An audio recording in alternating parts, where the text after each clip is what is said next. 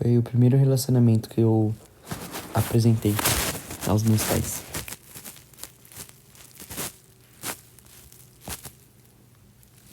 E não durou. Porque... Não vou falar da minha ex aqui em live. Mas enfim. A experiência não foi tão boa. Em questão de troca, é isso que eu falei, de intimidade. Parecia que só eu tava ali no relacionamento. Enfim, já conversei isso aqui em live. Não quero trazer de volta. Ainda mais que ela é louca, daqui a pouco tá usando fake pra me vigiar. Eu sei que é errado, tipo, tem alguns homens que são realmente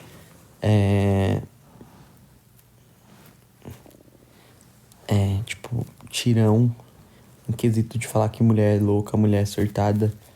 Mas eu contei aqui, ela realmente é doida da cabeça. Pô, corta logo. Pra eu cortar o meu código? Mas meu código tá ficando mal bonito, cara. Deixa meu